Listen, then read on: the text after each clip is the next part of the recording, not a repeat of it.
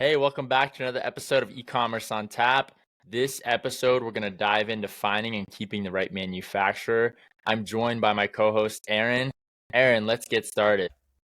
Nathan, how you doing today? Fantastic. Excited to dive in. This is our season 3, even though I think I've been running Ecommerce on Tap for like 6-7 years now almost. And it's exciting because this is my first time having a co-host. So now I get to banter even more with someone that is even more knowledgeable than me about supply chain. And I know you've been keeping an eye on topics of what's going on in the world. So I would love to start there. Let's hear what's been catching your eye in the past month or few months. Yeah, so I was at a conference recently and spent about an hour and a half with Amazon and was really digging into their Buy with Prime offering. They signed a deal with Shopify in like November, December of 2023, which basically said that you can use your Shopify store, but use Amazon's backend to do all the fulfillment. So you get a common inventory pool for FBA as well as your Shopify stuff. You get to keep the emails for Shopify store owners, stuff like that. It's interesting for a couple of reasons. As one, a year ago, Shopify had the stated goal of like fighting Amazon and trying to beat them. And they spent a couple $1 billion buying Deliver and some robotics companies, and then realized that they probably weren't going to catch up with the about $1 trillion that Amazon's put in up to this point. And so, they divested all that sort of stuff. And so this is just interesting from a perspective of how these previous frenemies are now trying to work together. But then I also dug into the solution itself. I think this is going to be a bit of a game changer, especially if you've got a lot of Amazon work that's going on. I've got one brand that we work with that most of their sales are on Amazon, and they've got a duplicate 3PL. And we're looking at this and saying, well, let's cost it out and see if it just makes sense to use Amazon as our fulfillment partner. So it's been really interesting. Yeah, I mean, I think it's a good play by Shopify. I've already used, Buy with Prime on a Shopify site already. So I think it's, already helping a lot of consumers feel comfortable and confident in their purchase on a Shopify site. And I think in terms of, what Shopify did in pivoting their logistics arm is, they basically partnered or quote unquote sold it to Flexport for I think like 10 or 15% of Flexport. And Flexport is, one of the fastest growing freight forwarders in the world that also has a 3PL ecosystem. And so I think it makes a lot of sense. And I also just read up last week that Flexport received, I think, $260 million from Shopify as kind of like a strategic investment alliance, even though like the information kind of pitched it as like emergency funding, even though I know Flexport has a really strong balance sheet. So I thought it was just interesting how, Shopify divested their kind of 3PLs that they've been investing in over the past, 5 years, buying, Deliver for $2 billion and another robotics company for, I think, $500 million, and then kind of, divesting that and really aligning with Flexport and, saying, hey, you have the logistics strength, you know how to run these 3PLs and handle freight forwarding, we're going to partner more with you. And so I think it really is interesting to see Flexport refocus on, just becoming, the best e-commerce platform. And if you look at some of these major enterprise brands that they've really tried to target now, there's so many large retailers that don't use Shopify that I think in the next 5 years, we're going to start to see transition onto Shopify. Yeah, for sure. I think we should just call Flexport what it is now. It's now a subsidiary of Shopify. Same sort of thing as like Klaviyo and Loop Returns. I mean, what Shopify has done is they've basically said, hey, we're going to own this ecosystem. We're going to use the App Store to enrich our own, merchant experience. But then when you have a good idea, we're just going to build it into the core product. And so, it's interesting. It's really interesting. But I guess what's been on your mind last couple of weeks?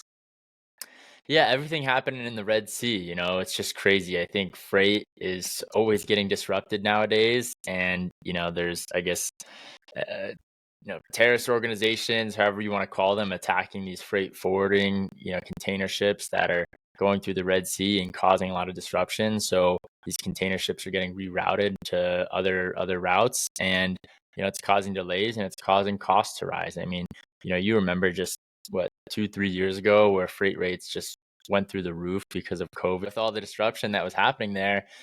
And now, it seems like it's happening to a smaller degree in the Red Sea with all these diversions of container ships to avoid, the terrorist and, militant activity that's happening there. So it's an interesting time to be in supply chain. There's always something coming up, and it's, I think, really just causing another stir for anyone trying to manage their freight. Yeah, I think there's two parts that are really interesting about the Red Sea issue, in my opinion. The first one was, I think a lot of people probably thought that this was only going to impact Europe or impact them more, and we really wouldn't see it here in the U.S. And to some extent, that's been true. But we're starting to see just the repositioning of vessels and things that are causing issues. But I think the other really interesting thing is that this is the first time in history where someone has enacted a naval blockade without a navy. And so you think Right. about, usually you had to have these really big ships that would try to shoot these other ships out. And the Houthi rebels are doing this with drones and relatively cheap missiles. And so I just wonder what that means for potentially other non-state actors to want to cause issues with global trade. Yeah, I mean, it goes to show you don't need to have like a huge expensive military or some crazy, weapons to disrupt trade and have countries call in their naval ships to protect a lot of these container ships. And it's I think a really tricky situation because there's all these random groups, I guess, that are trying to, disrupt these container ships. And I think for the most part, they want to do that because they're incentivized to try to make money through terrorist activity like this or pirate activity like this. And it's unfortunate, but something that, everyone in freight forwarding now has to deal with. Yeah, yeah.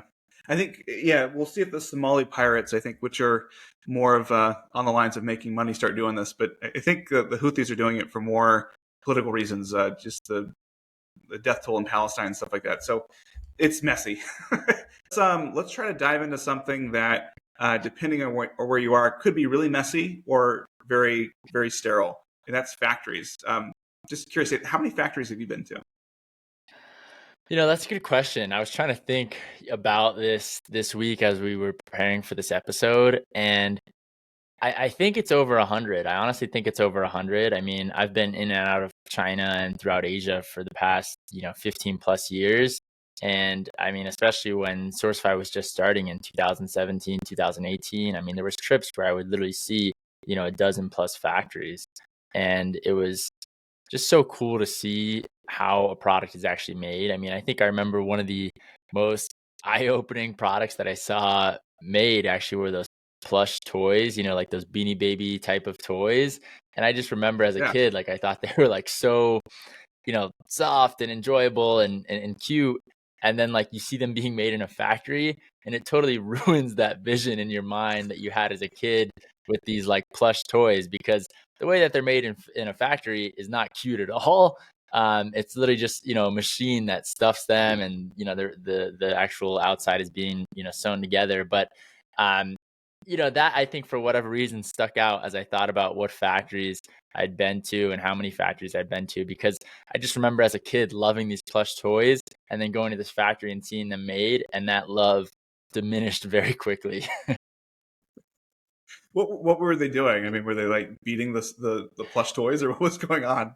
I mean, it just was dirty and it was not clean, and the process was not Santa-like. At least for me, growing up, for whatever reason, I thought these plush toys were like made in this like perfect, very clean, like very lush environment, and that was not the case. I mean, basically, you have a lot of times, the outside material coming in through a third-party vendor, and then you have the main factory that's assembling it. So they have kind of the machine that's stuffing those fillers, those outside layers with this plush material, and it just I don't know, it ruined those toys in my mind. That's too funny. It kind of reminds me, like, a lot of times, like, people are so disconnected with how the products that they consume are actually made. It drives me crazy a little bit. Do you remember like Sargento cheese? Do you remember those commercials on TV? Yeah. It was like, they would have this like beautiful chef, and it was like, the countryside of Italy, and they had the thing of Parmesan, and the chef is like slowly grating each of the cheese and put it into the plastic bag. I'm like, there is no way that that's happening and you're getting it for $2. Like, I'm sorry. Like, this Yeah. is false advertising. No. Yeah, yeah. I mean, it's crazy. I think for those of us that work in supply chain, we really see kind of behind the lens of marketing in regards to how these products are actually made. And I think even when it comes to certifications and standards, like you walk into a factory and they have ISO, whatever it may be, and I'm sure the factory looked a lot different and a lot cleaner than after they got their certificate. So it's just an interesting dynamic when it comes to factory certifications, audits, and the whole world of factories. But how many factories do you think you've been to? I'm curious what your answer would be. Well, not hundreds, but certainly dozens. Maybe, I don't know, 60 or 70. I actually worked in a factory for about 18 months. So I was in the Lipton tea factory in Suffolk, Virginia, and I could tell you Wow, more about tea than you could ever want to know. But that was a pretty fun experience.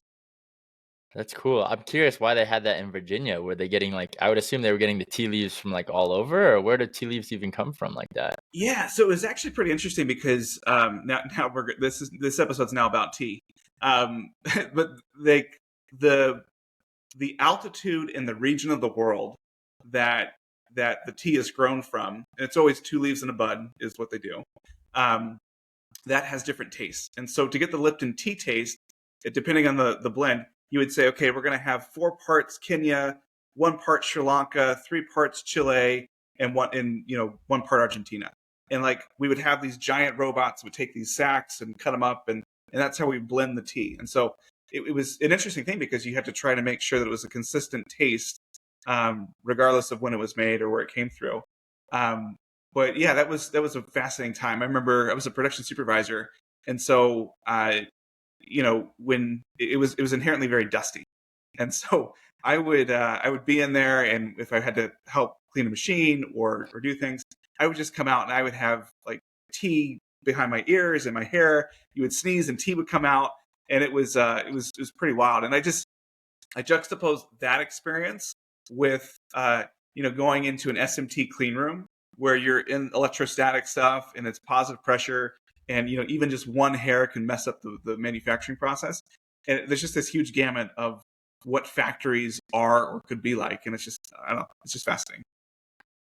The question that I gotta ask about tea is who makes sure that the taste is consistent? Is there like a Lipton taste, So, connoisseur that understands, okay, this batch is wrong and this one's good? How do they make sure that taste is consistent without drinking a bunch of tea? they do drink a lot of tea, but this is the craziest thing ever: is there are actually professional tea tasters. Like Lipton has, I believe they're in the UK. There is a master tea taster who is basically coming up with a standard of this is how this blend should taste. And in each factory, there's a quality person. They've got factories around the world, but they basically will send out a sample and say, okay, guys, there's 4 of these guys in the world. They say, hey, here is how we're going to calibrate. This is what the taste should be.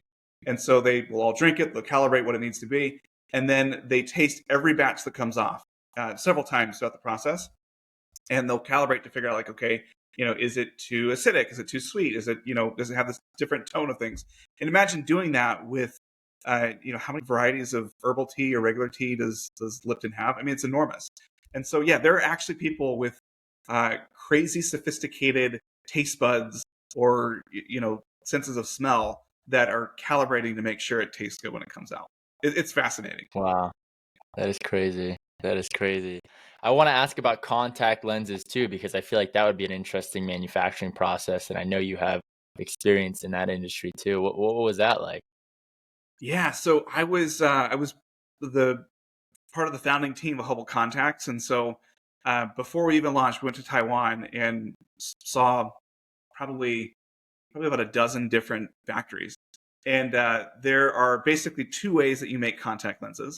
The first one is you make this hard lens, and you've got a lot of machines that are looking at it, and then people literally have people, rows and rows of people. I'll send you pictures later, where people are looking under a microscope to say, okay, is this lens chipped? Is it is it scratched? Is it perfect? And so how many contact lenses does the factory make? Millions, right? So you've got people literally looking at this all day, every day. And then, once they have that hard um, disc that's been passed, then they go into rehydration stage, and those work. And so they're starting to move into like some visual automation, but it kind of works. At least it did, 10 years ago. So that's one way. And the other way is actually just do it soft. And so, you know, with each of these, it's a lot of very specific dosing of specific polymers. They go through a kill step because you don't want anything growing in your contact lens before you put it in your eye.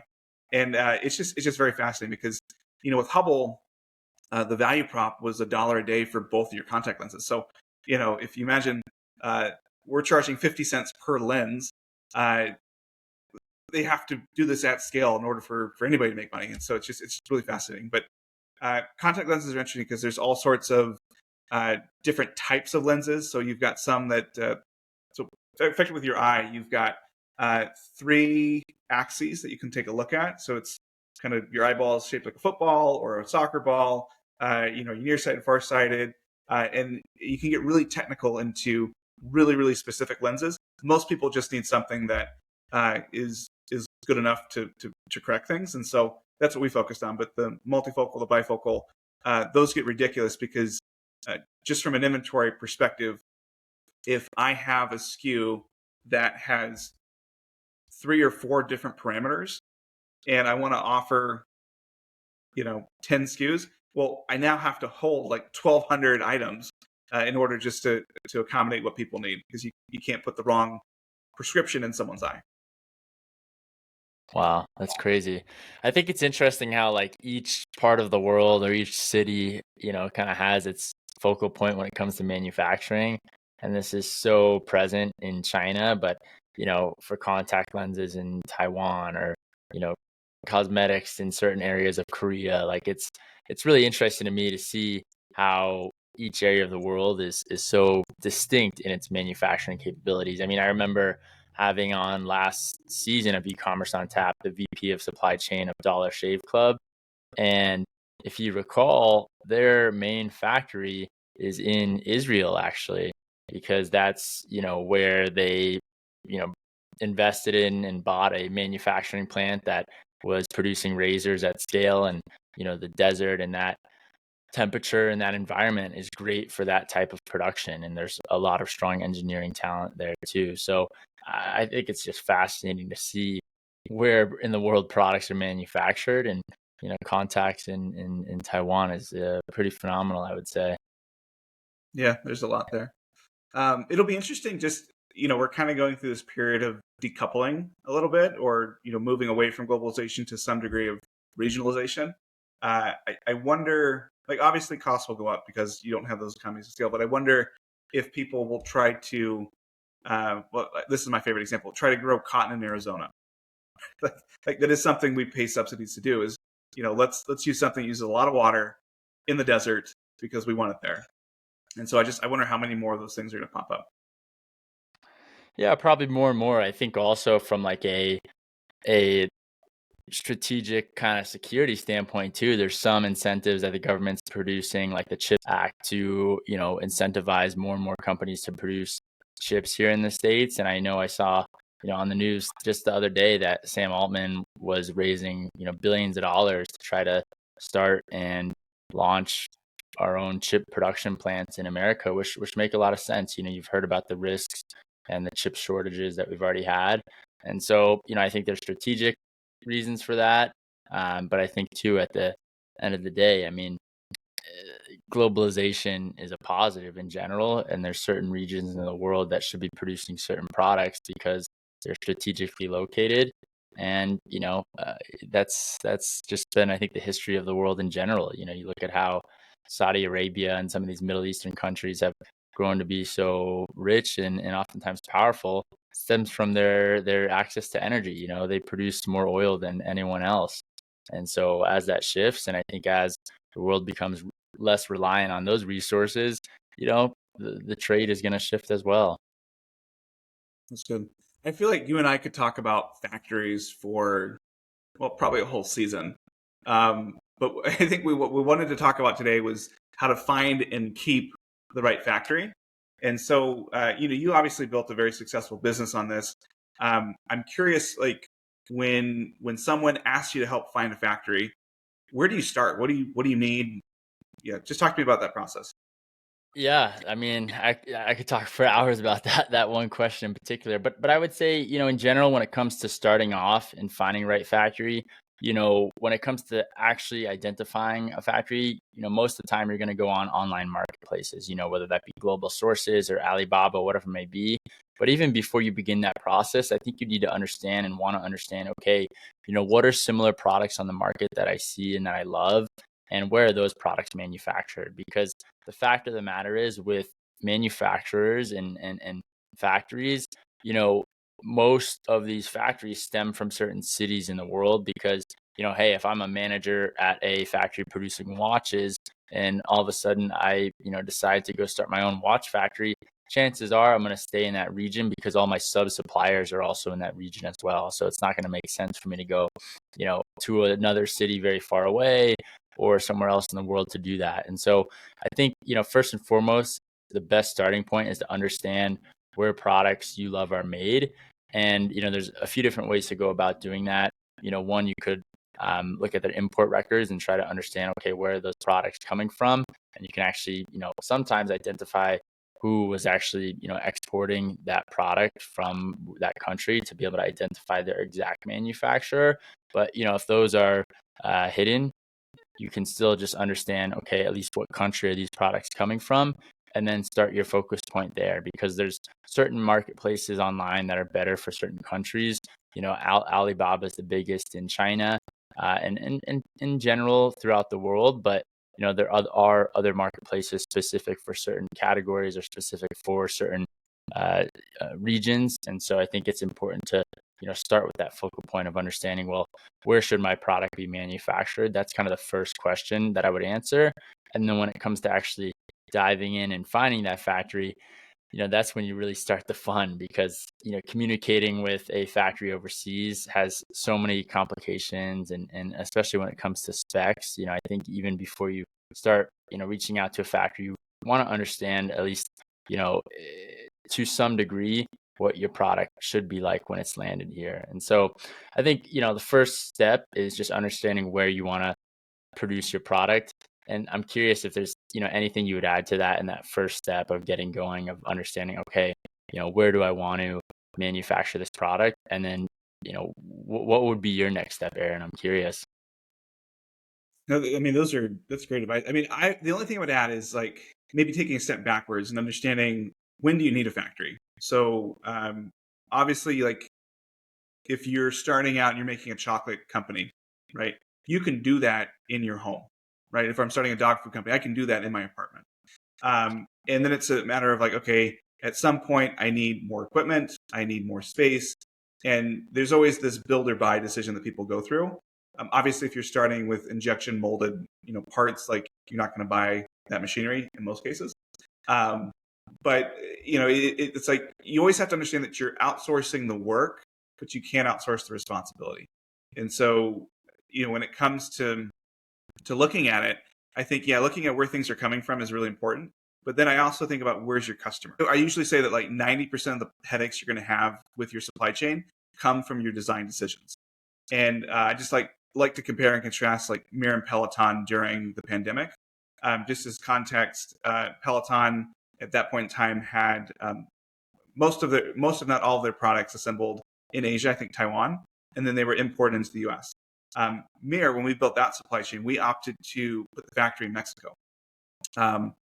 Maybe a little bit more expensive. We still had raw materials coming from Asia, but the pandemic really kind of drew a wedge, and it was a tale of two companies to some extent. Whereas Peloton spent hundreds of millions of dollars in air freight, in fees trying to get things through. Because remember, we had a backlog of vessels, backlog of their products off the coast of LA that they couldn't get to, and so the wait times for customers were in the months. Meanwhile, with Mir, we had built a system so that we could produce an item, produce a mirror on say a Monday, and then 11 days later, it's installed in someone's house, right? We were that much closer to the customer. And so the way I think about this is also just stages.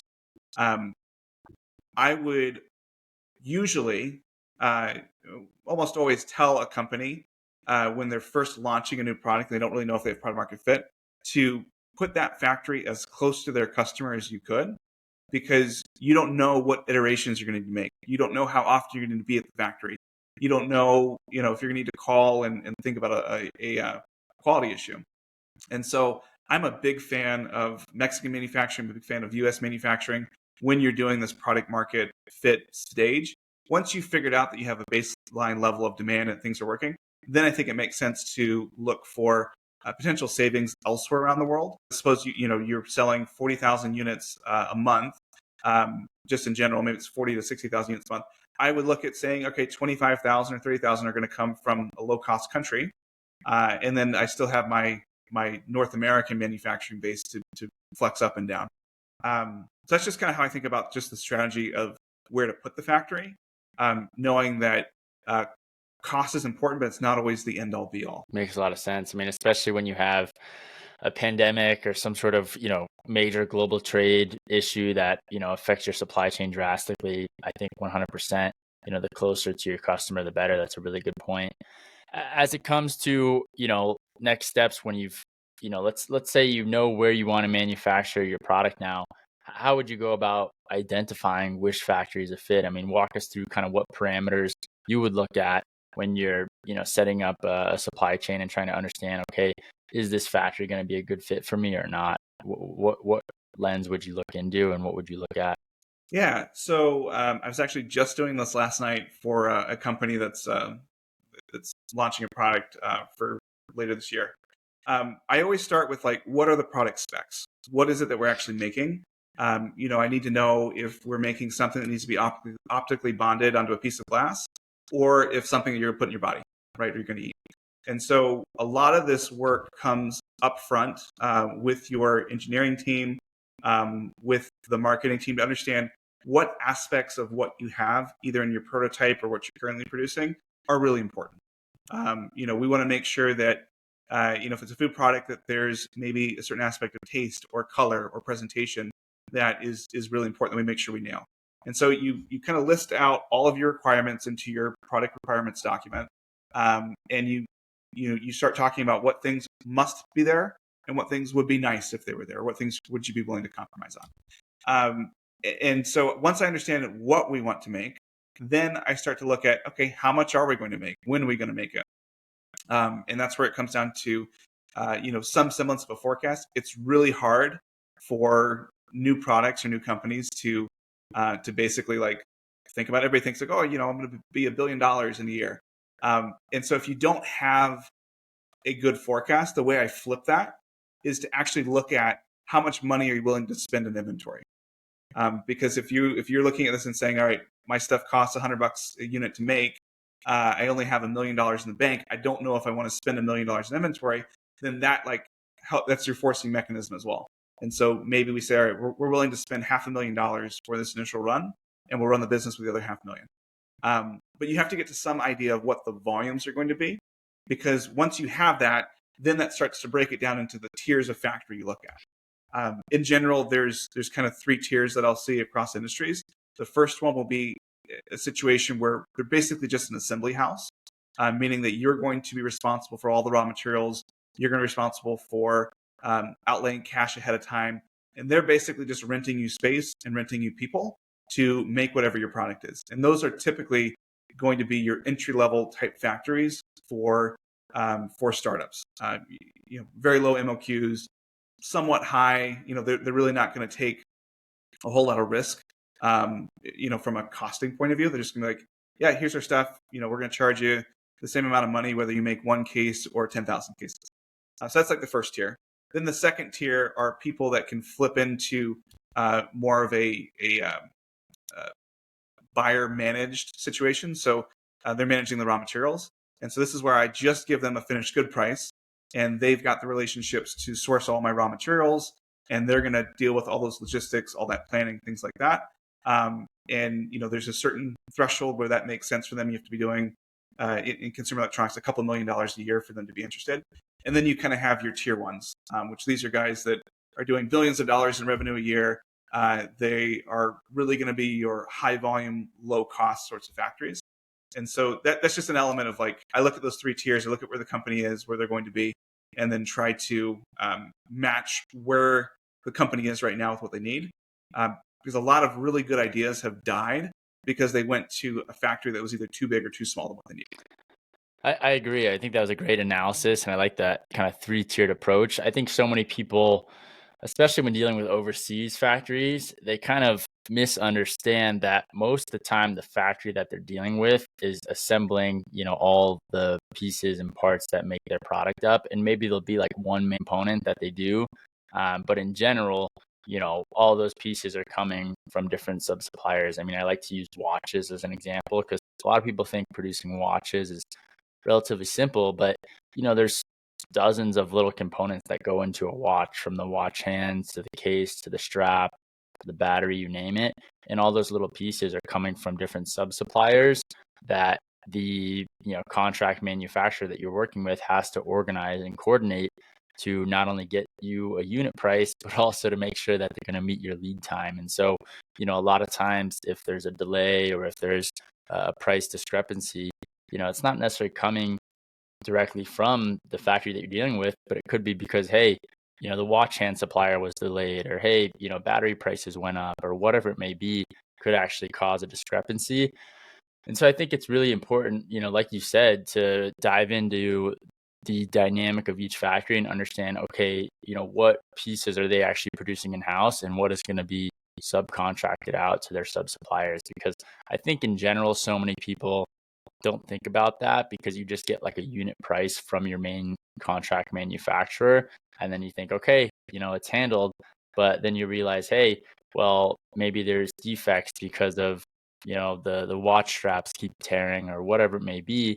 And you're talking to the CM about that. And the CM is going back and having to talk to the sub supplier that's actually making those watch straps to deal with that defect. And so I think it's important, regardless of where you are, in your e-commerce journey, or if you're working at a large company and running supply chain there, to understand, well, where are these, materials and products actually coming from to, make this finished product that I'm selling. It reminds me of like Chipotle.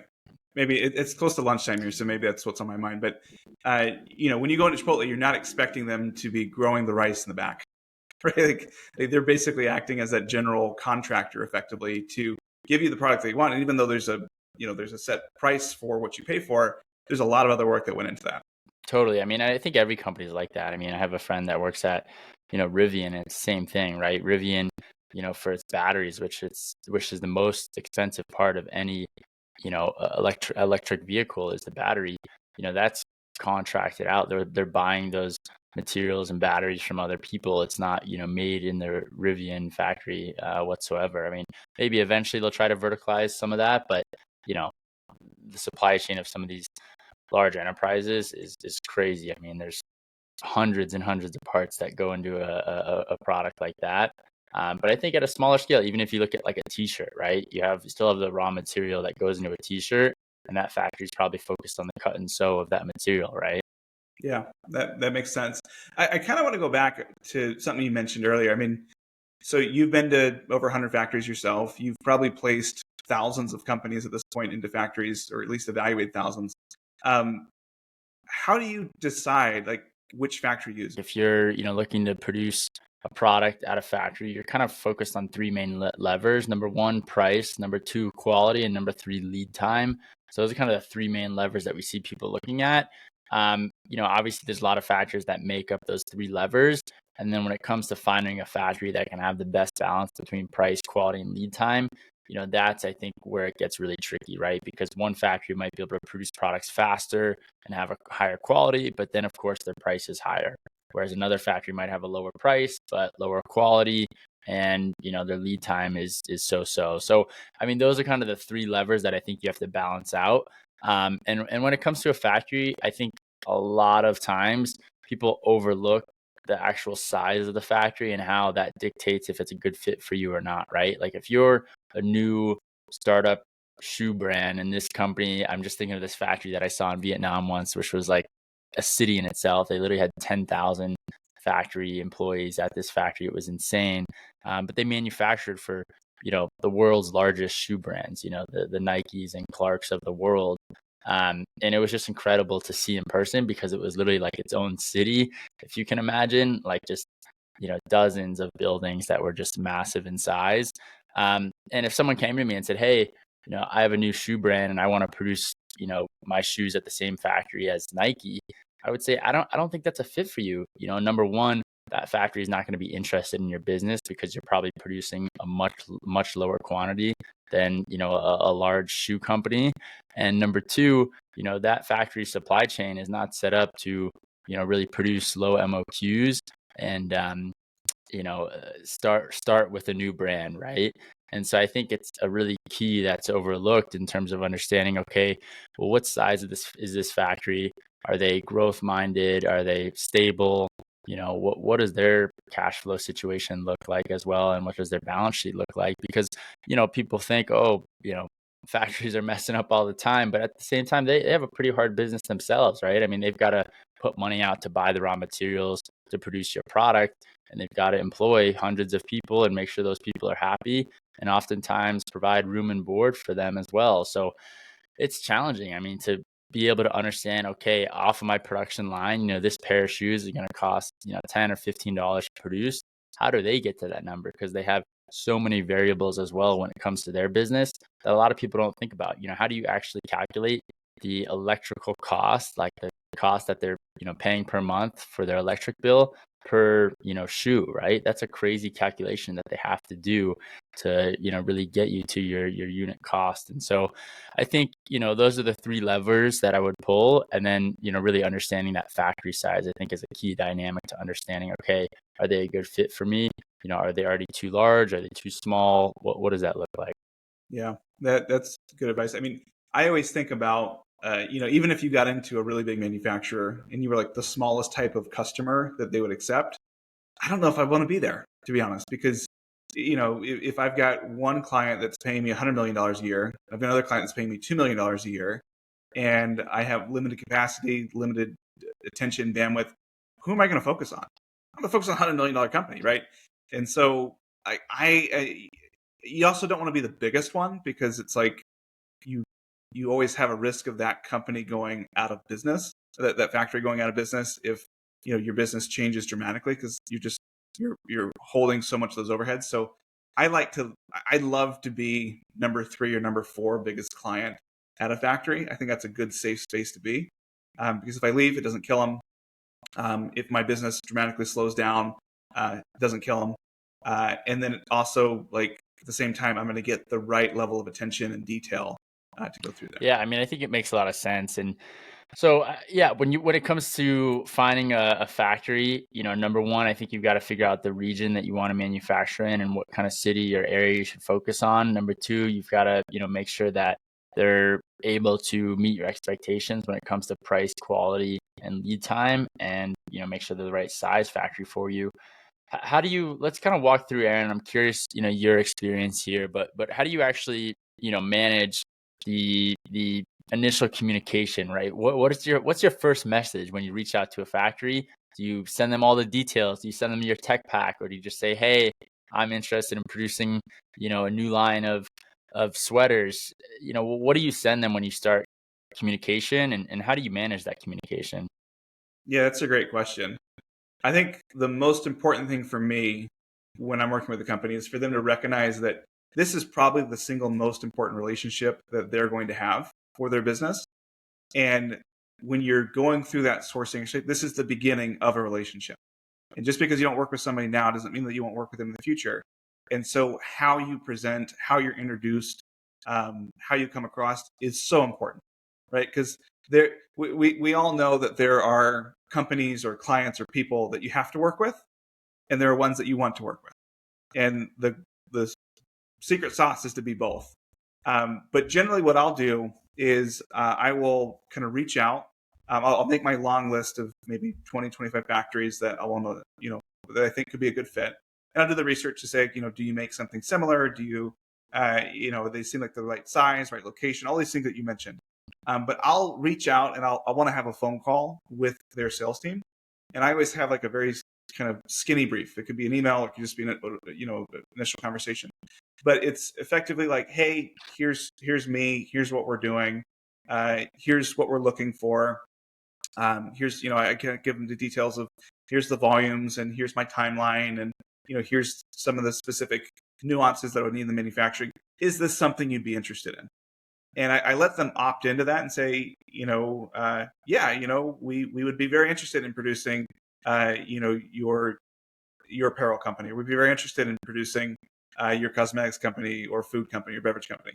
And then once I have that, then I go very deep. And so usually we'll sign an NDA because I'm like, great, here's all of my information that you need.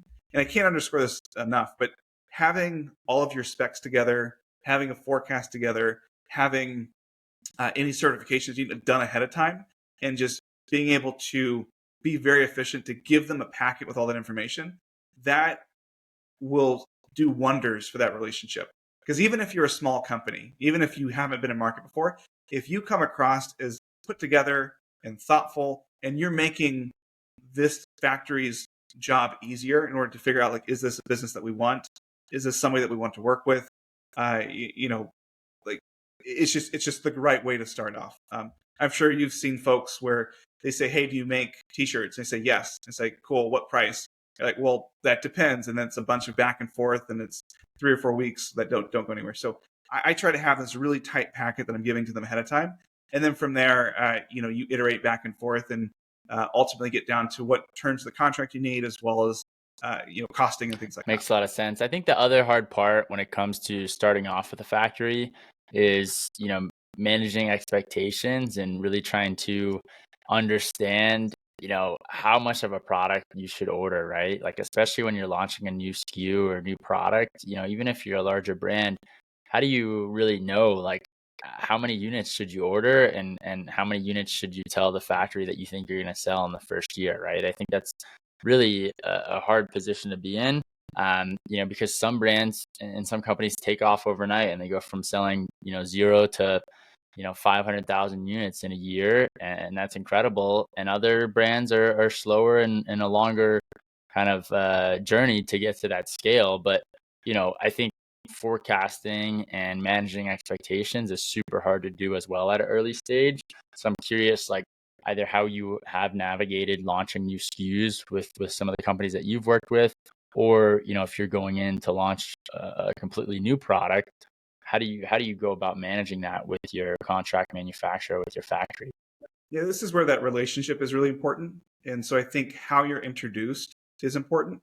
You have to assume that you have to earn the trust of the factory. And so if I come in, I'm not really put together, I don't have my spec, I say, oh yeah, this will be a $50 million business the first 3 months. They're going to look at this and be like, yeah, right. Like, we can't trust this guy. They're way off and things like that. But if I have a well put together packet, they have all the information they need, and I then say, we believe this is going to be a $50 million business in the first year because of X, Y, Z assumptions, then suddenly they're like, okay, I get that. Like, I can understand that. Now, factories in general are much more picky about the clients that they take on. They want people that are going to pay on time. They want people that they can plan around. It doesn't mean you have to be making, hundreds of thousands of units every week. You could produce twice a year, but it's something they can plan around. But in my experience, it's really something where you just have to provide a forecast on a regular basis. And so what we usually tell our clients is that, you have to commit to a 12-month rolling forecast, meaning that, I'm going to give you a forecast in January. It's going to go out to the next January, and February, go out to the next February.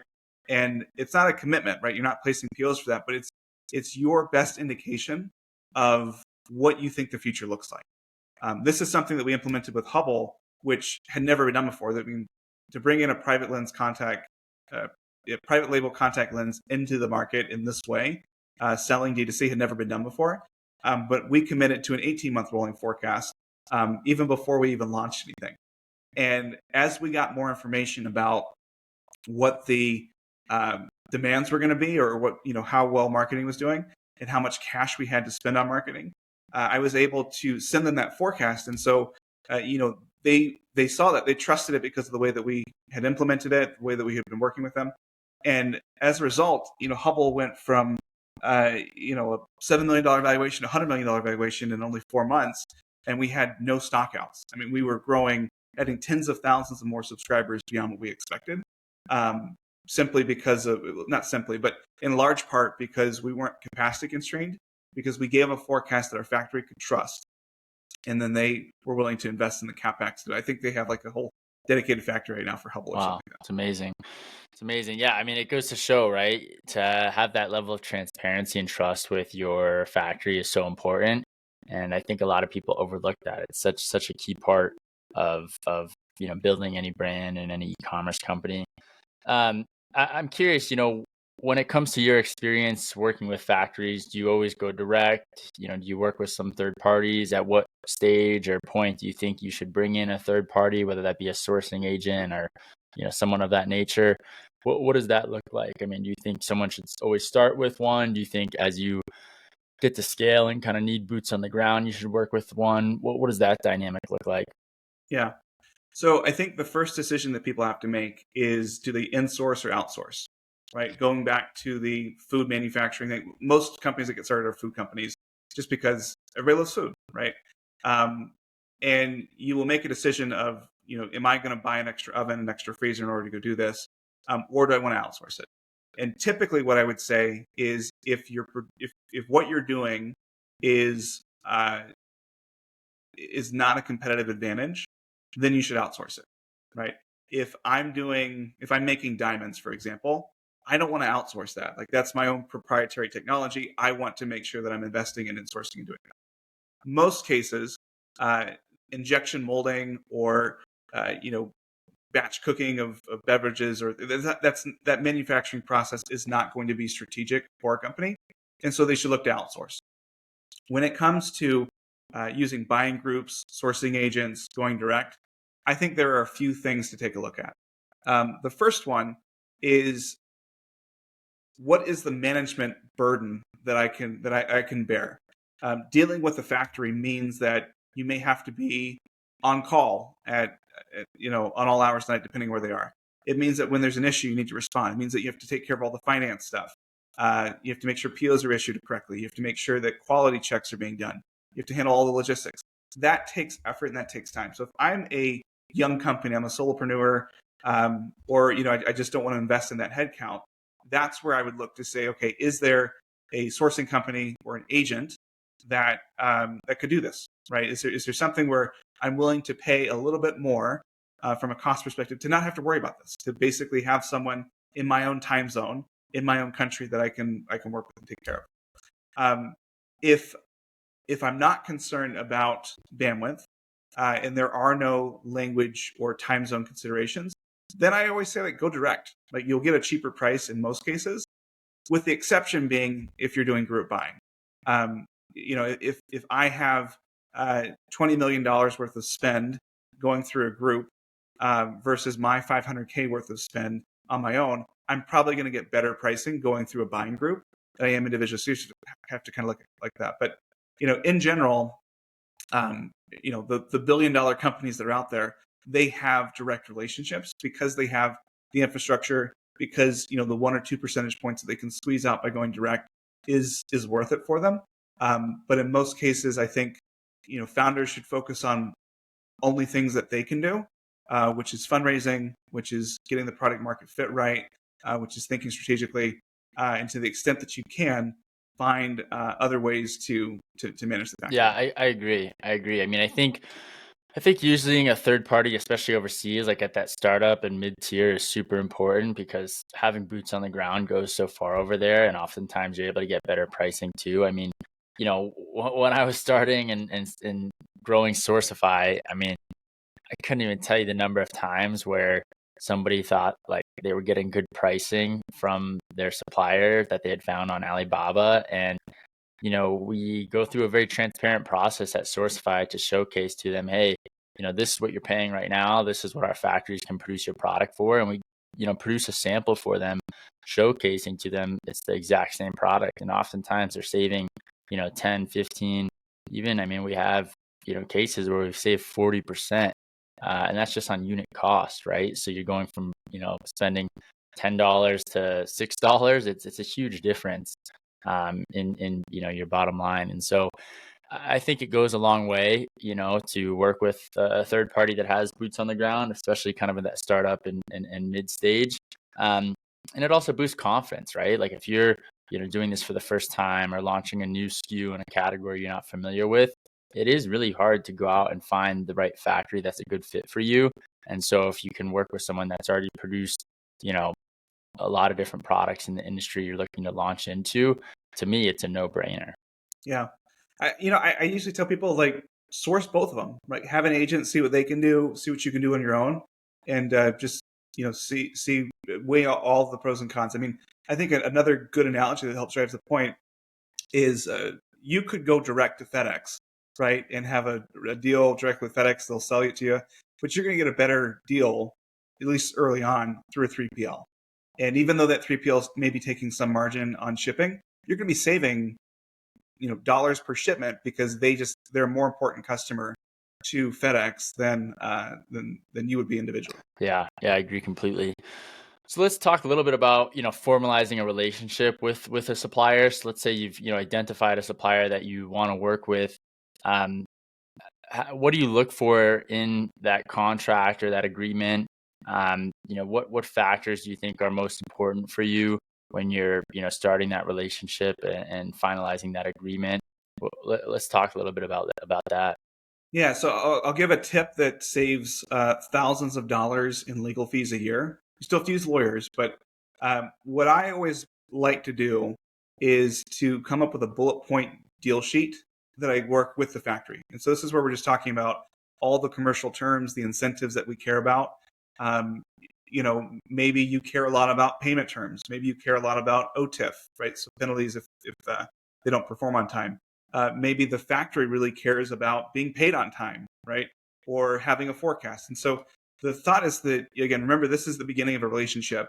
And you're just basically putting a very simple bullet point list together that says, hey, here's how we want to work. Like this is how we're gonna, when we disagree, this is how we're gonna resolve it. These are things that we really care about. And you can keep them fairly basic and very simple. So once you have that deal sheet done, you've effectively aligned on all the commercial parts of the contract. That's when you can hire an attorney and say, take these bullet points and turn it into a contract. I think where legal fees tend to get really, really high and where things can get really stressful is when lawyers try to be supply chain people, or when supply chain people try to be lawyers. And so what I do is I say, look, Mr. Lawyer, we have agreed to all these commercial terms. I just need you to do the legalese, which you're really good at. And so that's what you do. Yeah, that makes sense. I think that's a great little hack to get things done a little bit quicker and hopefully more affordable too when it comes to your contract. As we wrap up here on e-commerce on tap, one question that I think is interesting, and it doesn't happen often, and it's happened to me, I think twice maybe, where like a factory has basically kind of fired us in some sense. I'm curious, has that ever happened to you where you're like trying to work with the factory and like maybe you do like one or two or a few production runs and then they're like, no, we're not a fit for you? What's been your experience with that? Yeah, I mean, usually you can see these coming a mile away. And it's when the relationship has gone sour. And so usually it comes from one party having broken their word on what they were going to do. Usually revolves around not paying. And so, if they gave you net 30 terms and you just decide that you want net 90 terms, that can really sour the relationship quickly. But it can also be where, the product that they took on was more difficult to manufacture than they expected. It could be that the volumes are a lot lower than they expected.